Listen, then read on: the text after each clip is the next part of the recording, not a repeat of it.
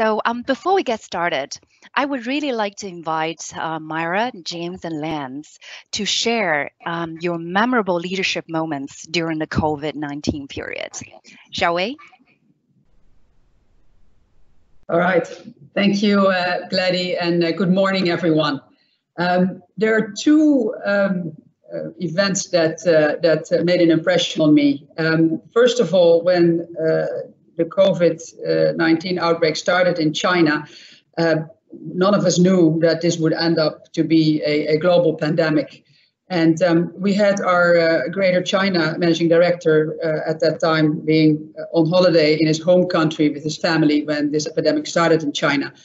As opposed to sort of waiting it out outside, he immediately went back to Shanghai to be with the team and to lead the organization on the ground as they were going through what ended up being an escalating situation.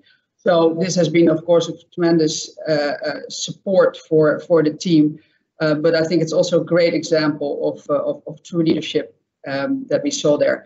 And then what happened as the outbreak shifted over to Europe and the US, of course, we had many more people in our company and across the world impacted by this and our customers as well. So our China team then became a great resource, and they've been very active about sharing what they've learned and what their best practices were, so that others in the APAC region as well as in other regions in the world could be better prepared as they were going to face this. Wow, thank you. Lance? Yeah, good morning, everybody. I think it's interesting. I mean, the different styles of leadership that we're seeing come to the fore during this time is really quite, actually, I think quite special. For me, I think there's been a lot of dynamics around where people have been showing a lot of compassion towards not only the general public out there, but also their teammates and their comrades, you know, actively looking after everybody while they're locked down and working from home and things like that. I think that's a general element that we're seeing. And people who are not necessarily in formal leadership positions, but remember, leadership is the role of anybody. And what we're seeing is people really step up and take ownership of different groups of people, which I think is fantastic. The one thing that comes to mind for me, though, is an example of where the very senior leader in our organization in Switzerland really, I think, took off the table one of the most fundamental questions that we were all thinking as this pandemic sort of took shape and we realized the economic impact of it, whereby people are losing their jobs, businesses are struggling, and many won't survive. You know, I think one of the fundamental leadership things that was done was that the CEO stood up and said, nobody within Roche will lose their job as a result of COVID-19 pandemic. Now, that's a fundamental core statement that says, we will look after you and support you no matter what this thing looks like. And I think it's an extremely powerful example of taking the deep underlying worry away so as the organization can deal with the day-to-day issues that they need to deal with. Yes, wow, that's very powerful. And how about you, James?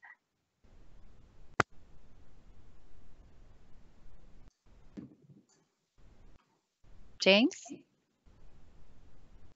Let me unmute my mic. So maybe, you're on mute. Yeah, I was on mute. So that's what I thought. My memorable moment, I think, always comes from in a crisis where you see really real courage coming from all levels of leaders throughout the organization. So my story starts with also in China, where if you remember, Wuhan was the epicenter, and Jining Hospital in Wuhan was the first to actually treat patients there. And we have a story where, you know, the hospital required us to install the diagnostic equipment because it's the first one that is treating patients is used for diagnostic. And we have an associate that is outside of Wuhan. Actually, he came from south of China, and he's Jin Wei Bian, and he actually traveled because train and planes were actually not allowed to get into Wuhan anymore. It's a lockout situation. So they actually drove, a colleague drove him 1,000 kilometers to Wuhan at the border, took his toolbox, and then 2 of the Wuhan field service engineers actually brought him into Wuhan to the hospital, and then they installed the equipment and everything. Now, after installing, you can't get out of Wuhan. You have to stay inside there for 14 days quarantine, and the quarantine was actually much longer than that. So these kind of stories actually show how you find leadership in a crisis across the whole organization. And this story really moved me. The second story that really moved me was the fact that it's closer to home in Singapore, where you have the Malaysian lockdown, and we have a group of very dedicated, committed associates that travel every day from Malaysia to Singapore to actually keep our plants running in Tuas. So in a period of 4 hours, we have close to half the population of actually the Malaysians coming over, and they don't even at the time know whether they have accommodation or not. They have 4 hours to get back, and then 4 hours to just clear the custom and come back, and then try to stay in Singapore for, they don't even know how long was the lockdown, but they left their family behind to want to keep the plant running for our customers and for the healthcare workers. So these are examples of stories where one was about a few individuals, the other one was about the leadership of the Tuas plant, finding ways and everybody coming together to find ways to accommodate them. Look, everybody played their role. So you see magnificent stories coming out, I'm sure, from all other companies as well, but you see leadership being demonstrated, commitment being shown, and really, that really moves me in terms of my memorable moment in this COVID-19. Absolutely, absolutely. I really appreciate the sharing, and we are across the world, and not only for Asia Pacific, collecting the stories and asking the clients and companies give us the testimonies. We heard a lot of touching stories about how leadership rising up during a crisis, and how the organization eminent their missions and commitment to the employees and to the customers and so forth. That's where hold everyone together. So as we're talking about the COVID crisis progressing, some country get out of it, and some country are still going through the lockdown. At our latest survey, Korn has a flash survey for Asia Pacific. So we realize 40% of the survey participants are considering or have already taken actions on adjusting their short-term incentives. And a third of the survey participants are considering or having taken actions on adjusting sales incentives. So I think a company are really thinking about how the rewards and performance management plan can really help the organization during these uncertain times, and how can avoid making rush short-term decisions, and that could lead to future retention challenges. So with that in mind, I really want to get the thinkings from our panelists. And here's my question. And how do you keep people perform and motivated during the crisis when they are expecting and receiving decrease in rewards? And on a related question, and how do you deal with the pent-up expectations that will follow the crisis? So maybe I can get some ideas from you, Myra? Sure. Yes. No, I think it's a question that's on top of all of our minds as well. I think for us, what we know right now, and actually what we're hoping and expecting is for a recovery coming probably in the second half of the year when it comes to elective surgeries. So in our business, that is, of course, at a low point at the moment, because elective surgeries are actually the first thing that is moved out of the schedule of the hospitals when the COVID pandemic hits the country. But the need is still going to be there. The patients are still going to be there. So we look at this twofold. We have been very clear that it's very important for us that we have our teams and our sales force in place and our operations teams there to serve our customers immediately when this demand starts to pick up again. So it's important that we keep our teams. Yes. Can you hear me? Yes, we can. Hello? Yes, we can. Very well. Yes, you can hear me? Yes, Yeah, yes. very well. Okay. Yeah. All right. So keeping our teams engaged through this period is very critical for us. And then what we have communicated to the teams is that we look at creating the opportunity for them to overachieve, hopefully in the near future, and to be able to make up some of that lost variable comp that they faced in the first part of the year. Okay, thank you. So Lance, maybe you can also share a bit from your perspective. Sorry, unmute. Yeah, I think this is an interesting one, Gladdy, because you know what it calls into question the mechanics of how we have incentives structured, and it depends a little bit also on how much of the financial year runway you have left.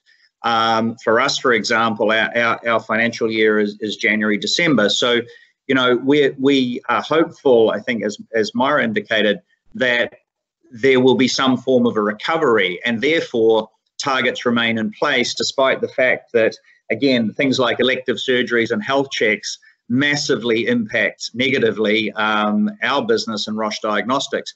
But there is a runway still to go. So the viewpoint that we have is, let's see how the recovery plays out.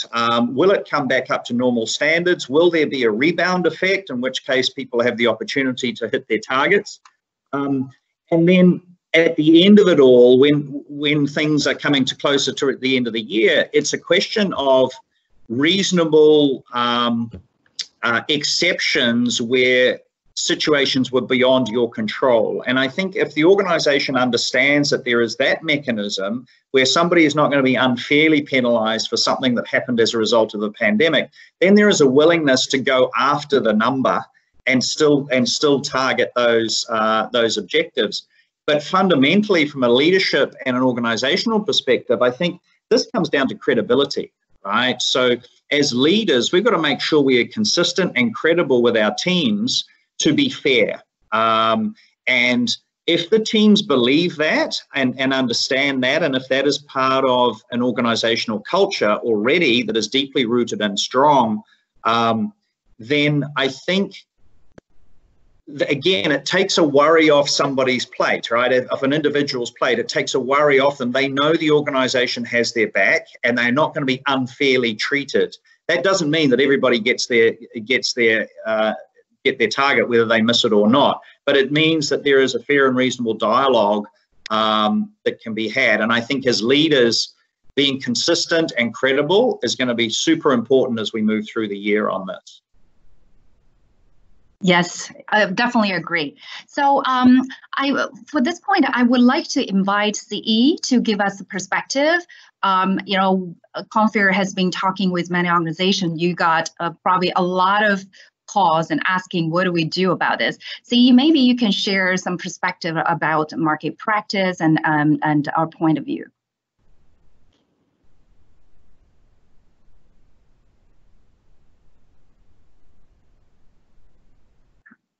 Hi, CE. She could be on mute. Yeah, I was on mute. I'm sorry.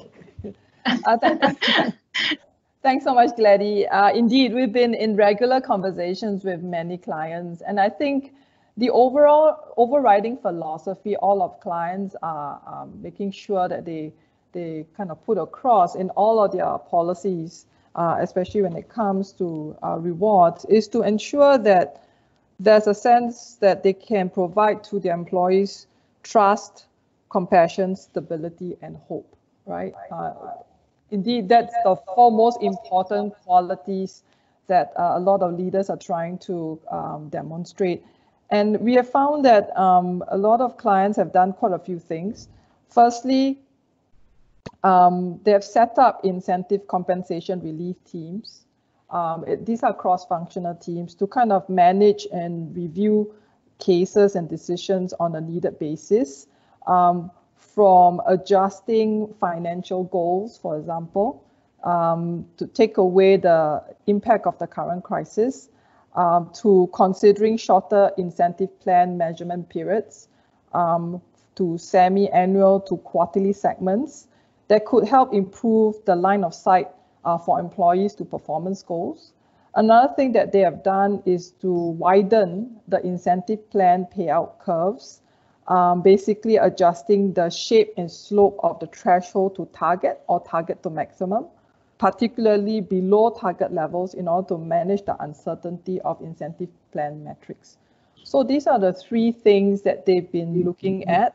Some have also looked at affected sales roles or channels that need relief, and to kind of look at, to kind of define clear specific triggers to identify employees or employees that are in need before they can roll out any of these incentive relief schemes.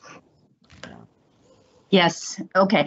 Yeah, I think there are a lot of approach and a company being practical and being creative.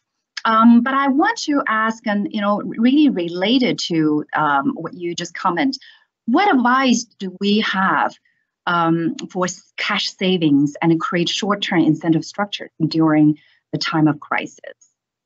James, may I get your thoughts? Okay, maybe I start from also joining Myra and Lance to talk a bit about servant leadership at this point in time, where we are a global company. Sure. And sure. We are based all here in Greater Asia or Asia Pacific as a whole. So in the time of this, where we are talking about motivating our associates, and to Lance's point, it depends where your fiscal. So for BD, this is the first half of the year. There's a second half to go. And the servant leadership part comes in for every leader in the region to really influence at also the global level about how do you actually keep the motivation of our associates going, right? So if your first half, according to my HR VP in the region, Norbert, he's saying, first half, sorry for the soccer equivalent of the story, but the first half is over. So you're looking at the second half. How do you actually motivate our associates to continue pursuing their goals, right? And to be incentivized to be able to do that. So I think it's incumbent on every leader in the region to actually influence, because global companies tend to have maybe global structure or how they want to do this. So it's incumbent on us to quite challenge the global in terms of how we can do things in a more agile and flexible way to motivate our associates. So that's the first one. The second one for every leader is you have to understand what is happening on the ground. A lot of times, a lot of our leadership, we asking them, what is happening on the ground? What are the challenges? For example, you got lockdown, you cannot visit the hospital. Is it their fault, right? And some other business actually gain from the pandemic. But if you try to manage this centrally from a very directive perspective, without a lot of understanding about what is happening on the ground, it's not going to work very well. So I think on the third part, at least in BD, I think one lesson that you can take away is be a lot more agile and nimble, push down the decision making to country level where they look at their own sales incentive because they know the ground a lot well, and get them to propose what is it that is going to really incentivize our associates to be motivated, because you can be in the boardroom trying to cover all angles, but at the end of the day, you miss the goal, right? So I think the important thing is you have to understand that these associates are going to be here when the COVID-19 comes off, and you want them to really think about how the company actually took care of us, understand our problems, and how we actually push forward to actually help them to be motivated, to have a challenging goal and yet reasonable. What I found out in many years in leadership is that when you come out with two not very challenging goal and not very realistic goal, either extreme, people get very demotivated, or they think too badly about the leadership, right? So too easy a goal, then everybody say, no, there's no challenge in whatever we are doing. Then what's the point of? I don't think they know what's happening on the ground or things like that. So I think this part is very important to get it right if we are to bring our organization to the next level.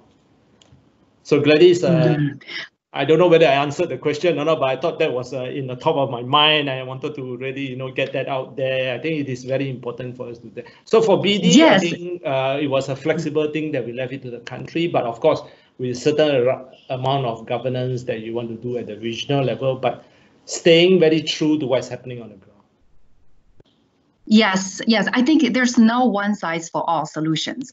And ultimately, there has to be continuity in the way that you manage and compensate an employee, motivate an employee during a downtime, and otherwise you will end up with discouraged and unmotivated people.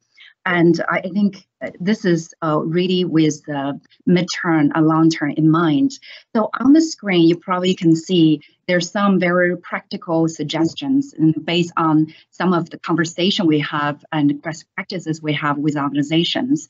And they actually already been discussed by our speakers and some of the reflections, including thinking holistically about rewards and not just on this point of time and reviewing targets and looking at, the first 6 months, fundamentally, how you direct your business down the road.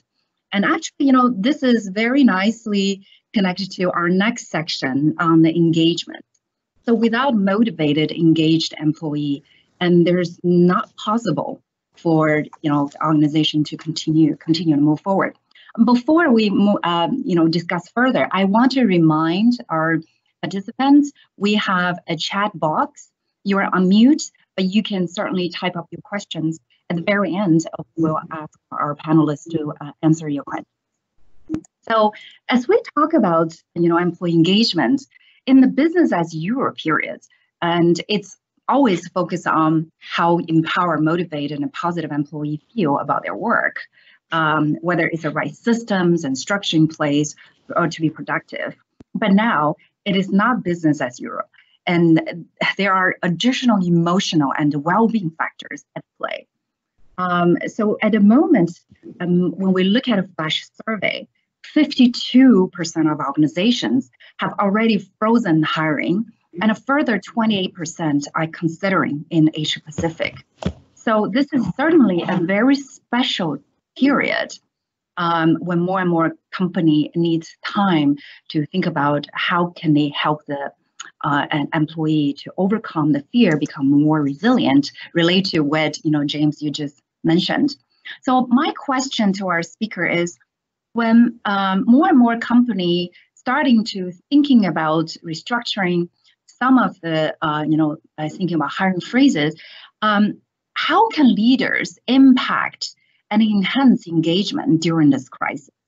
I know you already touched on some, but I would like to hear more of the insights from you. So you want me to? I'll start if I can. I think what employees sure.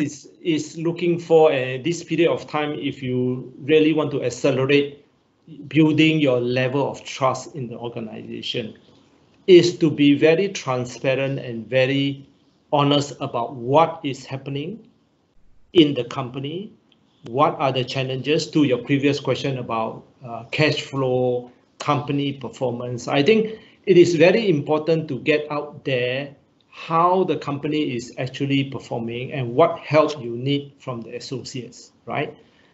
Throughout the organization to support this organization at this period of time to get through this difficult period of time, which is not going to be forever. We have gone through SARS before, we have gone through Asian financial crisis, global financial crisis. This is another crisis. So for those of you who has been, for those of us who have been through multiple crises before and had the privilege of doing that, we know that bad times doesn't last forever. It's how you prepare for the good times that is going to make a difference. So this period of time, the engagement with the associates about really the future of the company, how you're going to come out and take advantage of the good times, and then how you're going to engage them to develop that. So in 3 key areas there's opportunity now to connect with associates and talk about maybe just, not just performance all the time, but really about, the company and their prospect in the company, or just talk about, their aspiration, or just get to know and build trust with the associates around that particular area, which is very important, right? So you can only talk so much on the phone with performance of video. So I started to call people up about, it's not virtual lunch. I didn't buy lunch for them, but I call it a lunch meeting, but I just have a conversation with some of my leaders or some of my associates. I even have one just to chat about nutrition, just to get people going and just to engage people. So we have a lot of other activities for engagement, like we have a running club that is quite prevalent in Singapore, cycling, people are doing different things. I'm seeing people, sharing recipe and everything else. So all these are very important on engagement portion of it. So, but the fundamental of it all is they want to know the situation of the company. How are we doing? Yes. How are we actually? So I think for leaders like myself, transparency is very important. Building trust is key. If you can't look them straight in the eye and tell them something that is very honest, I think the belief in the organization of what you say is not going to be there. And it's very difficult then to get the whole organization to mobilize behind you, to drive whatever you want to do from the strategy standpoint. So I don't start from the strategy standpoint, I start from the associate standpoint and their well-being. And also it's a great time to connect with them. All the videos you see all kinds of background, children running around, I even know some of my associate house already, I see their apartment or whatever. But it's good to do that because that the connection that we build. So I'll stop there and maybe hand over to Lance or Myra. Yeah, I can add to that. I fully agree with James on the need for transparency and being very clear about what your priorities are as a leadership in the company and the problems you face, right? And being open about that. I think before anything starts, the first priority is the safety and the health of employees, particularly because they're visiting hospitals, right? They're very close to that. So that has to be the first thing that you address for people. You're not going to get engagement if you don't take care of people's health and safety. And then one other aspect which I think has helped is to while there is a lot of crisis management going on and a lot of course focus on the short-term issues, is to still continue some sense of normalcy around the business processes that you already have, long-term planning work, projects that you wanted to embark on anyway that may take 2 years to complete, but all of a sudden you actually can accelerate that a little bit because there is more time to work on those. And it gives people a sense of like, okay, there is a life after we're through this COVID period. So I think those are things that are helpful as well during this time. Yes. Yeah, maybe Lance, from my I know side. you're very passionate about this. Yeah, just to build on that, I completely agree with what Myra and James have said, and I won't re-articulate it. I think just to highlight, for me, there's sort of three elements to this, and just to pick up the theme of the conversation, there's no question that the trust is all important, whether we're in a pandemic situation and the crazy world that we're in now, or in a normal environment. Trust is fundamental to any organization, any interaction between two people or any interactions between a group of people. So our role as leaders is to facilitate the building of trust. And I think as James articulated, you've got to know what's happening on the ground and actually be prepared in a situation like this to roll your sleeves up and do what needs to be done to help your team get their jobs done. Finding yourselves very much in operational situations to smooth the way and clear the pathway for your teams to do what they need to do, I think is fundamental and key to building trust. This trust piece, which for me is how our leaders behave and how we need to behave, absolutely fuels that or destroys it. There's a positive and a negative here. The other two things I'd like to bring in are perhaps fundamental is purpose, right? I mean, I'm finding, so many of our people are self-motivated because they understand that the organization is going to look after them through this tough time, and that helps on the trust story. But then there's a fundamental bigger purpose, doing the right things for patients, understanding that there are sick and dying people out there, which is a much bigger problem than the fact that I have to work at my dining room table at home. That's a complete minor, insignificant inconvenience. And so I think purpose and organizational purpose is fundamental, and people being reconnected with that. Or if your organizations don't have a purpose, part of the homework after all of this may be to understand what that would be.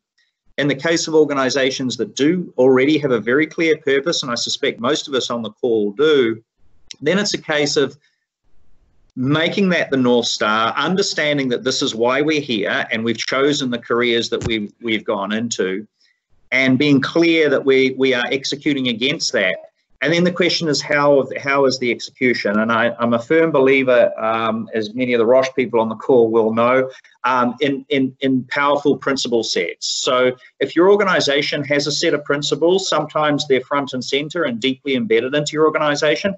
Other times they're valid, but a little bit more behind the scenes. I'd encourage leaders to pull those principles back out and put them in front and center and say, this is the how. So if the purpose is the why in which we're here and we're engaged, then our principle sets become the how, or if you like, the template in which we behave and we execute against that purpose.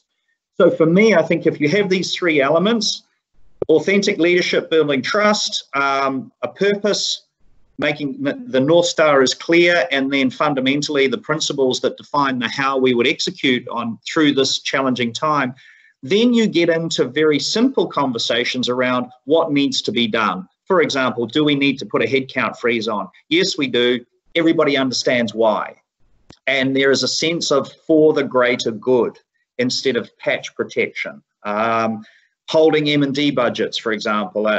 So for us within Roche, and all my team knows, headcount freeze and holding M&D budgets are something that we put in place back in February. And everybody understood why and can completely accept those dynamics. So I think it's all about the foundations of your organization to be able to take the tough decision in times of crisis like we are now. Gladdy, you're on mute. Yeah, sorry, on mute. So from all your sharing, I totally concur. Not only all those principles and you being walked the talk, and also the cares. A lot of cares being emanated from your conversation. And I also observe a lot of leaders, they truly engage an employee by being a human and care about the employee, who they are, so that there's a co-sharing of the risk and the co-development of the future. So maybe you can give us a few simple examples from other organizations and kind of the good examples they have done or the practice, and for them to really enhance the engagement during this period. Sure.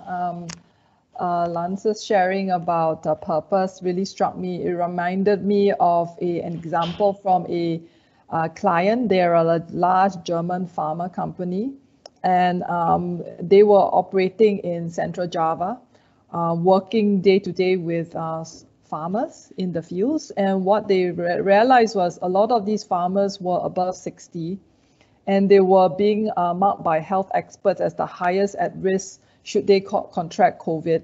So what they did is they set up hand washing kiosks, mass disinfecting spraying services to kind of keep the community in that area safe and healthy.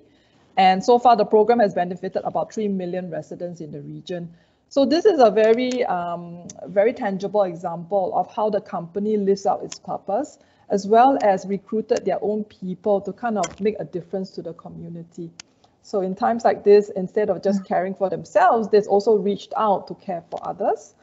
Another few clients have started to what we say radiate hope. So hope is also part of this whole crisis management thing. And what they did is they started focusing on the future.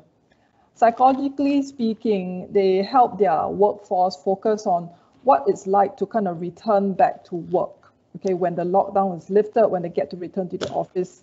So a head of HR in a large multinational, what she has done is she started the early stages of planning as to how to return to work by engaging employees into the discussion.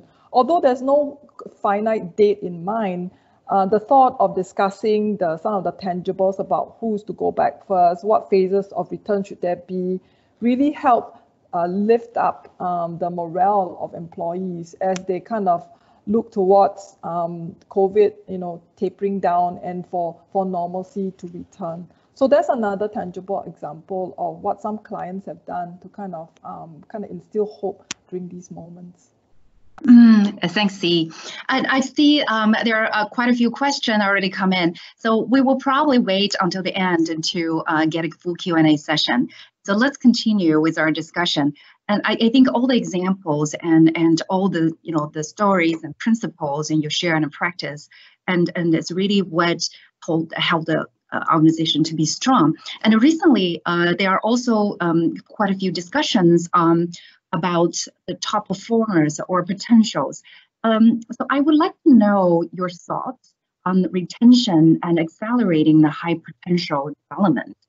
Lance, I think you previously talked about a few things in those areas. Maybe you can share some of the thoughts on the high potential development and programs and so forth.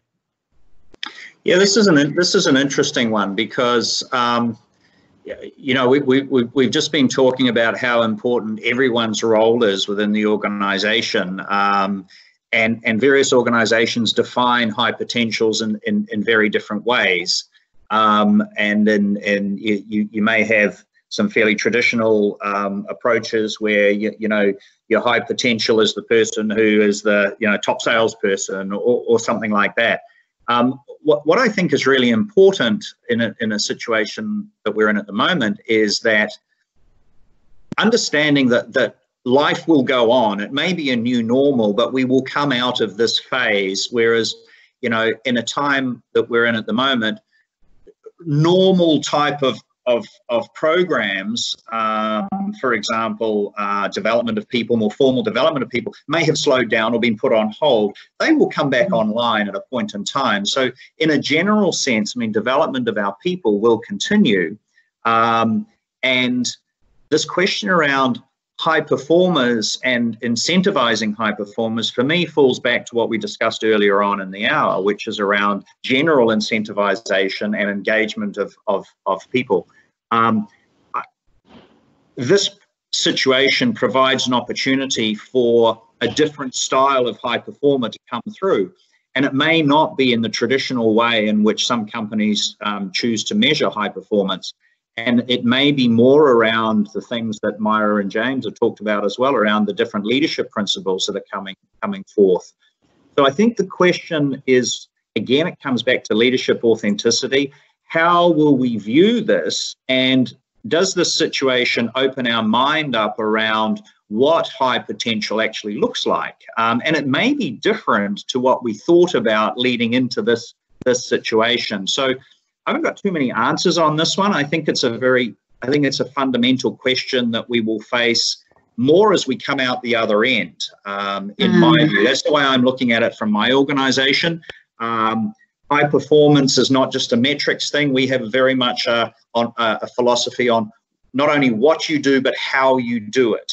And that's fundamentally important. So the traditional metrics of high performance don't apply so much anyway. And I think the how element of an individual right at the moment is perhaps much more visible than the what element, given the crazy situation that we're in currently. So I would be curious to hear from Myra's perspective. And would you differ or would you agree? Yeah, I have to agree. You don't have to, Myra, at all. You don't have to agree. So yes, I think It stress tests a different part, I think, of every leader in any position, in any level in the company. And I think your adaptability is really put to the test. So if you're used to being comfortable with your processes and the way your forecasting is done and how often that's done and how you manage that, well, throw it all out of the window, right?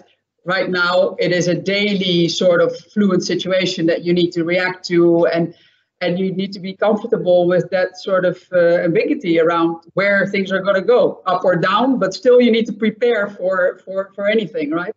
And I think that it brings out the best in some people that you haven't seen that of before.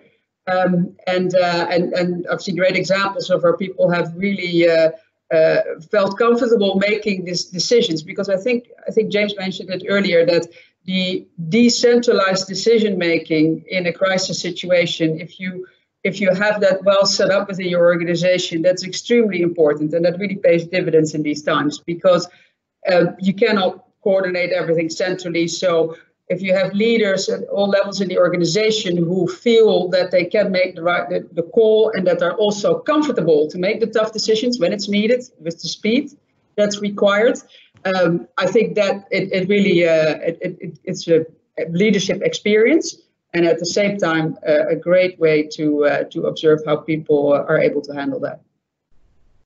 Okay. Wow. I'm going to chime in with just one angle that I think with Lance, I think everything about your high performance and development, you should continue. That's for sure. I think organization, if you haven't done that, I think you should really look at your plans and continue. But I think a lot of companies has got purpose and values that they try to really, and culture. So purpose, values, culture. I think most companies have it. And most companies try to really transform the organization around the purpose, the values, and the culture of the company itself. It is the best time, in my opinion, in a crisis, that you find out really who are the people in your organization, truly demonstrate the purpose, the values, and the culture. No better time to get it, because you will find very surprising about your associates in your company. There are going to be those that really thrive in this area and never was actually viewed as high potential before. A lot of times, in good times, we look at performance alone as a judgment, and sometimes we even overlook the values and the culture of the transformation of the company. So if you want to get one key takeaway besides what Myra and Lance have spoken, I think focus and be very observant about your associates in the organization and those that really stands out in a time of crisis. No better time than now. Well, thanks, James. And you probably can read my mind. I was just about to talk about the culture. And I think this is really the culture, engagement, everything there go hand in hand. I couldn't agree more that purpose, value, and culture, and in time like this, and all linked together, and ultimately elevate, how we work things together. And actually, I was trying to ask the following question: why should leaders focus on culture? I think you gave a very good answer. Already anticipate what I'm going to ask. So now I probably have to ask a different question, since you already come to this point. So knowing the importance of focusing on culture, not just being fluffy, rather help the company to go through the test. And what are advices you can give to improve culture quickly, if possible? So maybe I ask our leader here to give one or two examples of kind of transformation you would recommend, or you have in mind an organization probably can go through. I think I'll start first. I think the first thing is about telling stories.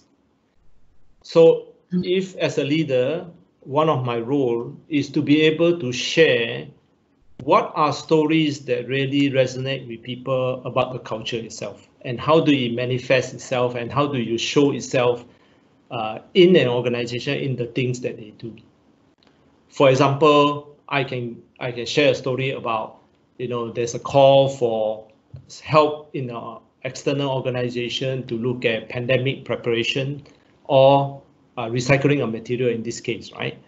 Is our associates have their regular jobs. Those that put up their hand to volunteer to do this as part of what the so-called term here in Singapore we call national service, right? So let's volunteer our time. You have to tell that story. It's not demonstrated in the day-to-day in the company, maybe in different ways, but I think telling the story and let this story be what as an example of what we value. Follow through with when you really do the evaluation of the associates, truly talk about this part of it. A lot of times when we do performance appraisal, we focus a lot more on performance.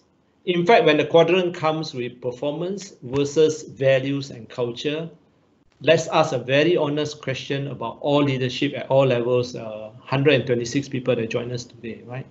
How many of you have the courage to really look at what is really important in life about high-performing organization that you run, that you really value, right? If you really value culture, values, transformation, or what your company wants to do because it drives better results, simplification, better decision-making or whatever, then demonstrate it, because associates want to see that demonstrated in an outcome that is relevant to them, not to you, is relevant to them because they want to see that. So you have to come from the associate angle, not from just company angle. So a lot of time when the story starts, we say, oh, the company wants to do this. Now start with the associates, right? And then what they see, how they feel, what is important to them, and then the story resonates very well. So that will be my angle. Maybe I hand over to Myra next. Sure. Yeah, I mean, my thoughts on this, a combination of culture change and quickly don't really go together very well.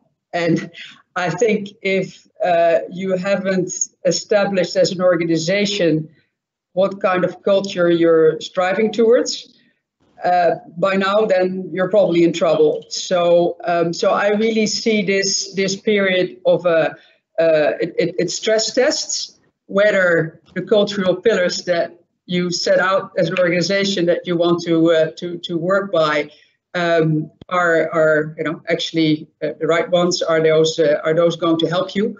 And it's going to give you guidance, right? Because in the decisions that you need to make, if you have these clear cultural values set, you can tie back to that and help the organization work through these times. I mean, in our case, we had care, collaboration, and courage launched about 1.5 years ago.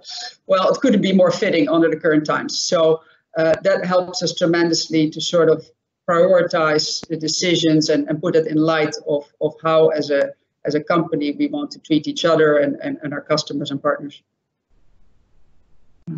Okay. Yeah, I would absolutely agree, Myra. I think developing culture quickly is an oxymoron. I mean, if this is an opportunity to, as you said, I think cement the culture, reinforce it. That's absolutely true. I think if an organization is going to try and, if they haven't done the work to deeply embed a culture first, then this is a risk time, actually, because if the authenticity of the organization has not yet been established, or the trust in leadership has not yet been established, then trying to label this COVID pandemic as a tool by which you quickly fuel your culture, I think would be a very dangerous thing to do, in my view. For us, like most of the other companies, we have a culture that's based on the principles that were built from the ground up, that are termed APAC Spirit. And rather than being an opportunity to reinforce those APAC Spirit principles allow everyone in the organization to have an anchor by which helps them behave in the way in which we want people to in this situation. So it's a reinforcing mechanism. And I would caution very strongly against trying to build a culture quickly off the back of something that we're in at the moment, like the pandemic. Okay. Excellent. In fact, you all mentioned about quickly kind of contradicting with what you need to do to build the culture.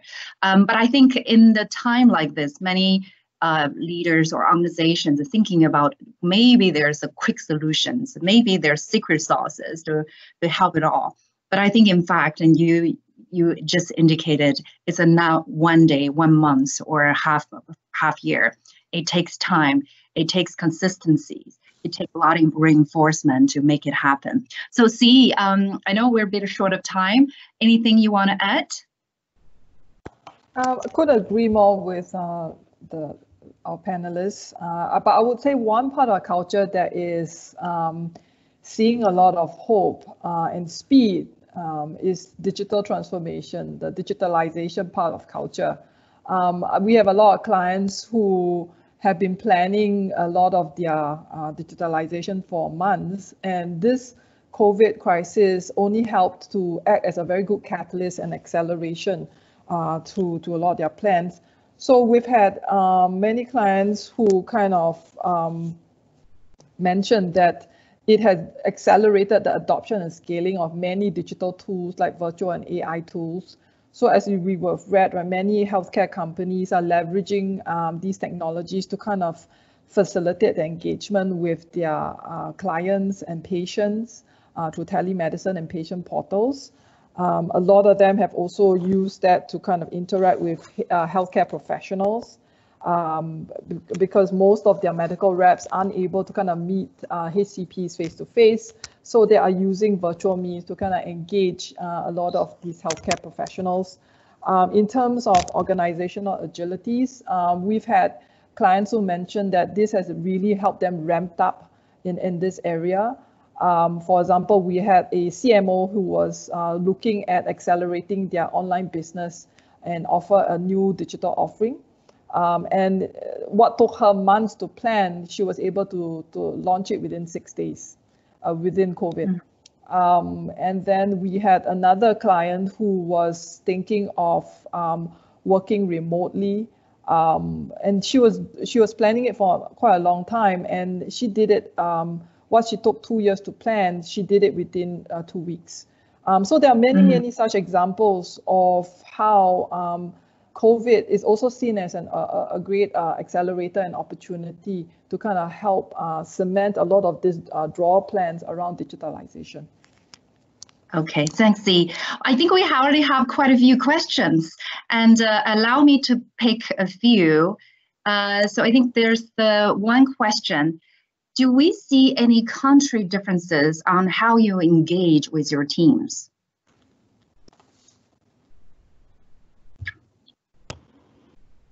Country differences? Yeah, country differences.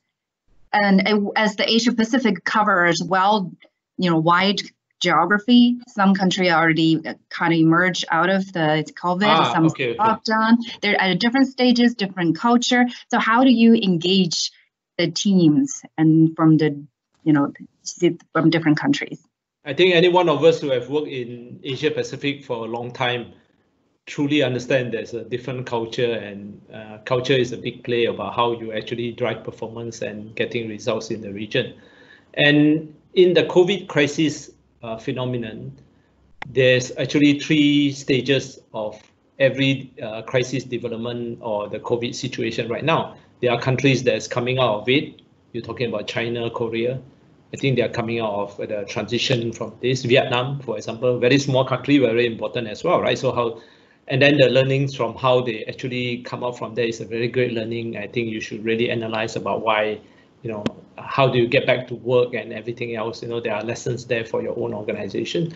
And then you get people in the middle of it. You got the Singapore, Japan in the middle of it, and then Malaysia, India, Thailand, Indonesia, I think right in the middle of it. And then you have some maybe at the very beginning of it, which you worry about, is this going to be exploded into a major crisis itself?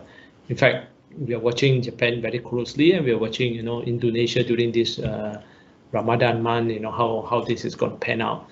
And we also, I think, very concerned about whether the healthcare systems in the country are actually stretched, and the healthcare workers. I think from a company perspective, if you're true to your purpose of advancing the world of health, is to actually also communicate it at a global level, because supply is all very congested at this point in time, back orders and all.